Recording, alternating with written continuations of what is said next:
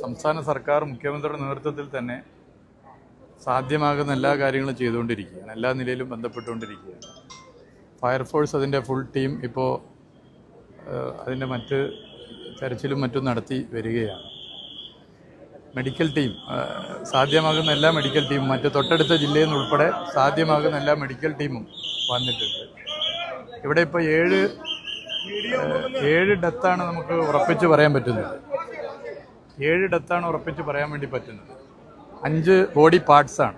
5 body parts എന്ന് പറയുമ്പോൾ നമുക്ക് അത് 7+5 എന്ന് ഉറപ്പിച്ച് പറയാൻ പറ്റില്ല. അപ്പോൾ ചൂരൽമലയിലൊക്കെ നമ്മൾ കണ്ടാണല്ലോ, ഒരേ ആൾ തന്നെ വ്യത്യസ്ത ബോഡി പാർട്സായിട്ട് വരാം. എന്തായാലും 7 ഡെത്തും 5 ബോഡി പാർട്സുമായിട്ട് കണ്ടു. ബാക്കി 10 പേര് അഡ്മിറ്റാണ്. അതിൽ വളരെ 5 പേരുടെ കുറച്ച് ക്രിട്ടിക്കലാണ്. കോൺട്രാക്ടർ ഉൾപ്പെടെയുണ്ട്. ആ നിലയിൽ സാധ്യമാകുന്ന എല്ലാ കാര്യങ്ങളും മെഡിക്കൽ ടീമും മറ്റും ചെയ്തു വരികയാണ്. ഡോക്ടേഴ്സിൻ്റെ ഒരു ടീമുണ്ട്. പാലക്കാട് നിന്നൊരു സ്പെഷ്യൽ ടീം വന്നിട്ടുണ്ട്. കേരളത്തിൽ നിന്ന് ഇപ്പോൾ തിരുവനന്തപുരത്ത് നിന്നൊരു ടീം വന്നുകൊണ്ടിരിക്കുന്നു. ഇങ്ങനെ സാധ്യമാകുന്ന എല്ലാ കാര്യങ്ങളും ഗവൺമെൻറ് എല്ലാവരെയും യോജിപ്പിച്ചുകൊണ്ട് ചെയ്തു വരികയാണ്. ജില്ലാ കളക്ടറുമായും മറ്റ് ബന്ധപ്പെട്ട അധികാരികളുമായും ഒക്കെ സംസാരിച്ചിരുന്നു.